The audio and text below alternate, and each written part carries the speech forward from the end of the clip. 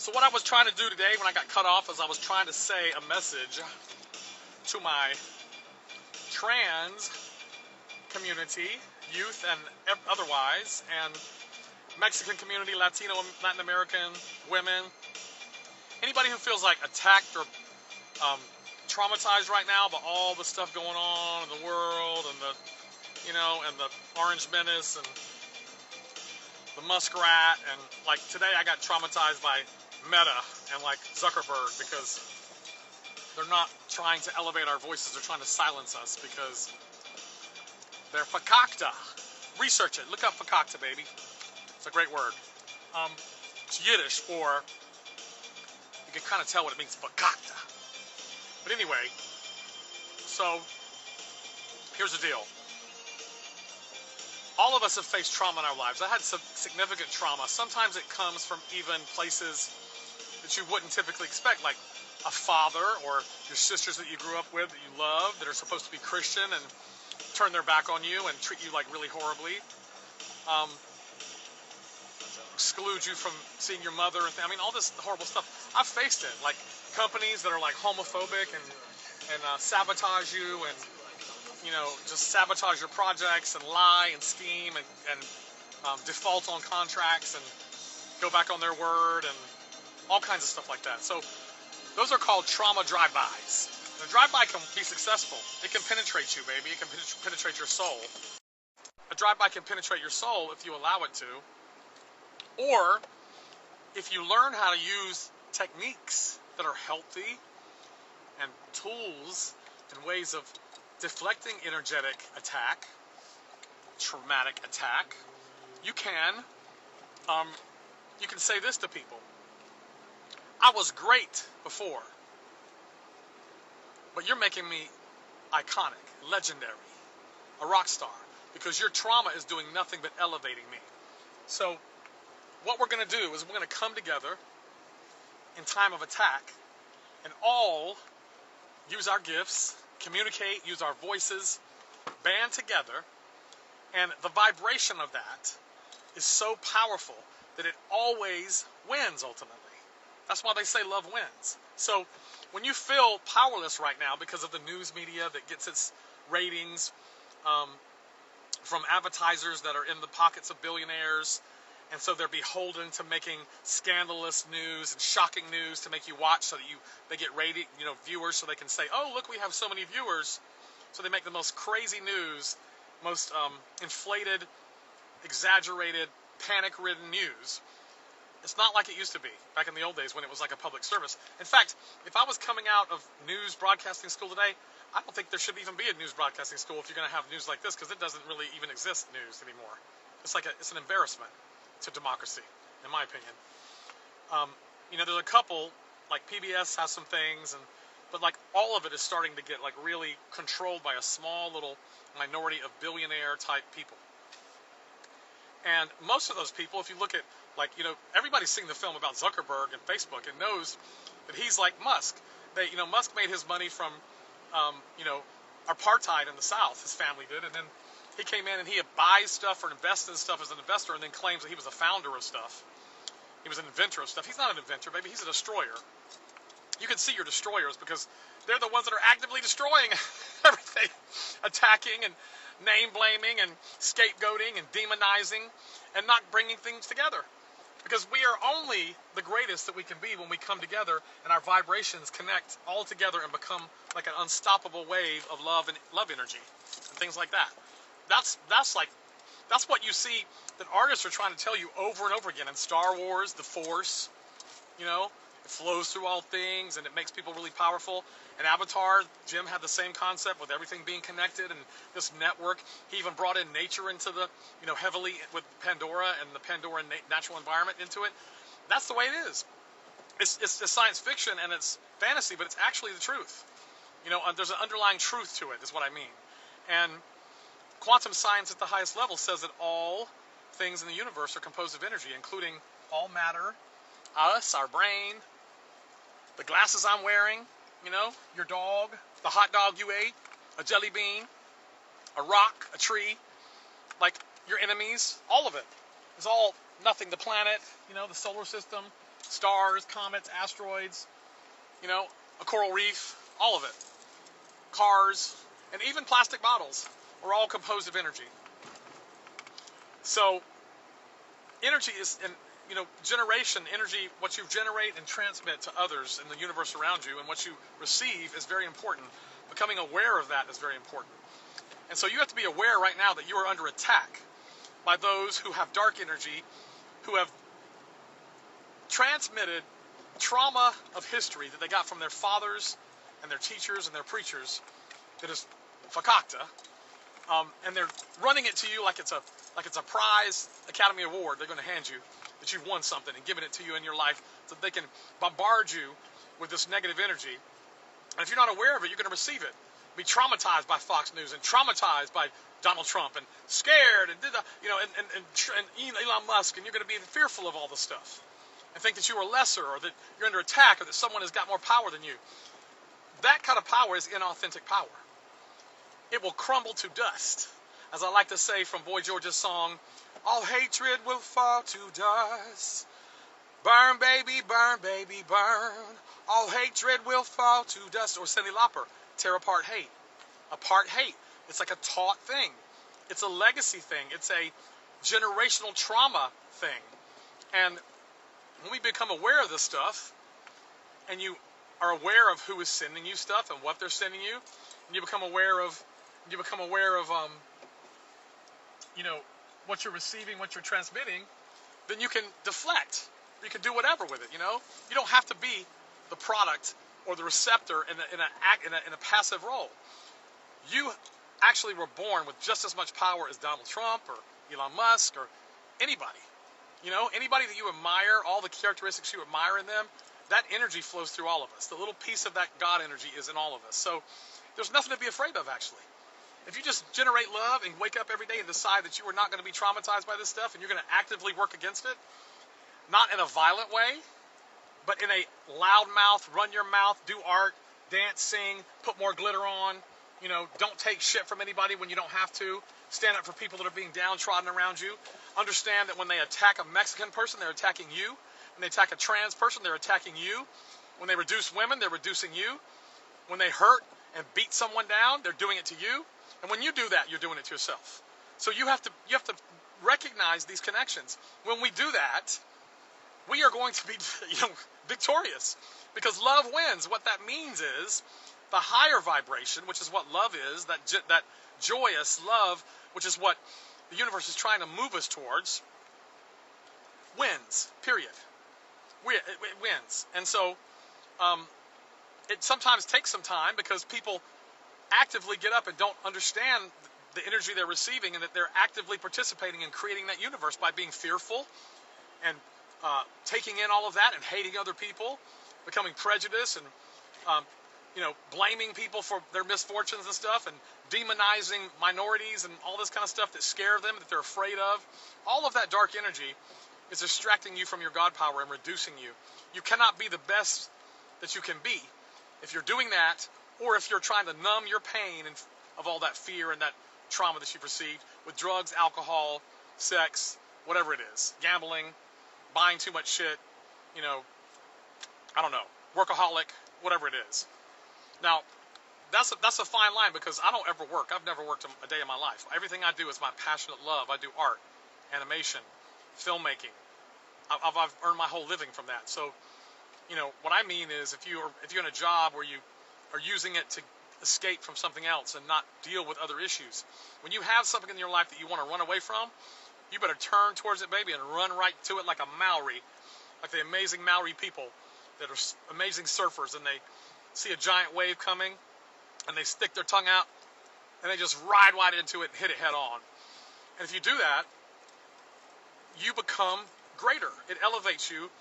It ignites your God energy, your God spark. When you run from trauma, you never heal. It's like, you know, if you keep ripping the scab off of something, it's going to never heal. But if you face it head on and just, you know, let everything dry out, you don't keep it all pussy and wet because you're trying to put a Band-Aid on everything, and it gets all soggy and gets bacteria and stuff. I'm getting really graphic, but my point is, when you run from trauma, when you let it control you, motivate how you're going to live your daily life, they're winning. They're winning. That's what they want. They want you to be freaked out, because when they're freaking you out, they got power. If they can't freak you out, baby, they don't have any power. There's people who died in concentration camps that were sitting there happy and joyous in their own universe that they created for themselves, because they knew that doing anything less than that was giving in and allowing the Nazis to win. You know, you are in control of what you allow into you and how you experience that. And the way that you allow yourself to experience things and receive things and how you react to them is your choice. Period. You know? The mob mentality never wins. When people freak out about the stock market, that's what makes it go down. People freak out about the economy, that's what makes it worse. When people start getting freaked out about anything and act in a mass hysteria, which is what trauma-ridden people who learned from their fathers, like the Orange Menace, and his father that obviously was full of trauma and not a very nice person, that bully energy of the last century patriarchy, bullshit kind of conquer the world kind of energy, and you know, cut everything down that you can and decimate everything you can and subjugate every group of people that you can for your benefit. That whole last century energy, that antiquated way of approaching the world, that warmongering way of approaching the world, which we are, in my belief system, we are leaving that. This is the last ditch attempt. These years are what that last way of thinking, that school of thought, that whole energetic way of running the world is desperately trying to stay alive. So it's causing as much chaos and hysteria as possible, because that's the only way it can live. But a lot of people around the world are waking up to the fact that it's a false power, and they're not actually in control. That you are in control, and we come together and have awareness of that. We are all in control. And so in that way, love will win. We just have to make sure more people are not looking at the fucking King James version of the Bible and running around thumping people in the head with flip-flops and eating corn dogs in the South, like where I grew up, and not really actually listening to what Jesus Christ's message was. Like, do unto others, baby, if you're Christian. If you're not, all the philosophies, like Buddhism, is about elevating yourself and making you more godlike by making choices to become better, to not grow in a way that is not constructive to the universe, or not loving, or not helpful to yourself and others. It's an awareness. Actually, Buddhism, my understanding is that it's not even a religion, it's a philosophy. So me and my husband are actually Jubus, because we have the Buddhist philosophy that we really love, and he was raised Buddhist, and I have converted to Reform Judaism. I think it's something that speaks really closely to me. I love the Kabbalah, the way it explains the energetic way of seeing God. I don't really see God as a father and as a son and as a male.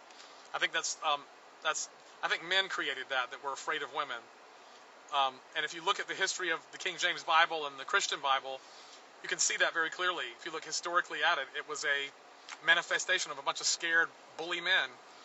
And Jesus was a prophet and was the most famous Jew that ever existed. And he was trying to get people to wake up and see that, they're God spark. And to stop being a party to constructing a universe that we don't want to live in. When you contribute to the hysteria, when you're dysfunctional, when you're powerless, when you lay in your bed with your sheets over your head like I did for 3 years, and a lot of us, some people are doing now, and they feel depressed, like they don't have, they're hopeless. When you give into that, they're winning, baby. They're getting the universe that they want because they're in control and they benefit from all of our despair. And you're getting the exact opposite of what you want, and you don't realize it. That the universe is listening really hard to what you want to do and what you need, and when you're just giving it fear and concern about, worry about everything, and stressing out and paranoia and all the stuff that they're giving you, when you're giving the universe that, you don't realize that you're actually actively constructing that reality for yourself with God. God is even a small word for the greatest artist that ever existed, that created the whole universe and that we are a part of, that flows through all of us. It's like the Star Wars Force, baby, but reality. Okay? So, just don't do it. I mean, please, try to read The Power of Now. That'll get you started in the right direction. It's a little difficult because I would love to talk to him and kind of rewrite some of that, because it's got a lot of jargon and words that he created in the first half. I had to read that thing 7 times before I could get through the language that he used. But if you get to the concept of it, and I'll try to give you a nutshell right now, is that the only reality that there is, actually, is the current present moment. Anything else that you experience or think is real or you focus most of your thoughts on is being kept alive only by you in your head through memories or worry or angst about the future. You are keeping that alive. And dark energy loves to sit in your head and whisper to you, but your dad said you weren't good enough. They said you were too fat. Mexicans can't do that. You're too gay. You're too sissy. You're too masculine. You know, trans people are weird. That's not normal. It's all that stuff. You can't do that. You're not good at athletics. You know, whatever the thing is, you're not smart enough to do that. Your sister was always smarter than you. You're not the pretty one. You know, whatever all that is from the past, that people try to reduce you at school or with any kind of religious trauma, you know, that you're some horrible thing that has to be saved and all this kind of stuff. All of that. And then worrying about you're going to be alone in the future. You'll never have a good career. No one will ever love you. You're never, you know, life is never going to be this or that, or I'm too fat, or I have these flaws, or I can't do that. I'm not capable. I'm not smart enough. I'm not strong enough. All that shit about the worry about the future, the angst about the future, about things 99.9% of the time that do not happen. You spend all your energy worrying about shit that nothing ever happens like that. Well, if I do that, I could possibly, the comet could fall and hit me in the head. Or if I drive over there across country to do this project, my car could break down and somebody could kill me. I mean, people think of all kinds of crazy shit. When I talk to people, the first thing usually out of a lot of people's mouth is the worst possible scenario they can imagine instead of the best possible scenario. So that's one way the dark energy keeps you distracted and makes you lose your way and diminishes your God spark that we all carry. It's like the ruby slippers. Then the other thing is worrying too much, because you do have to go through a process. Like I think I had to go through a process with my dad and my sisters and the job that I had. And I'm not completely finished, but I'm way better, baby, because I faced it and I talked about it and I got it out of my system. And I have a voice and I wasn't erased and I wasn't invisible and I let people know. And there's some power in sharing when you are traumatized or when people do you wrong. You have to get it off your chest. You have to say, I am here, I exist, and I deserve to be treated better than this. I deserve to be loved. I deserve to be respected. You didn't have the right to treat me that way in some way. You know, there's anger too. Like, you know, well, yeah, you disown me? Well, fuck you. I don't want your fucking name anyway. When my father called me and said I was an embarrassment to his name the week before I got married, after I went to all my sister's weddings and was sitting in the front row excited for them and participated so well in the family.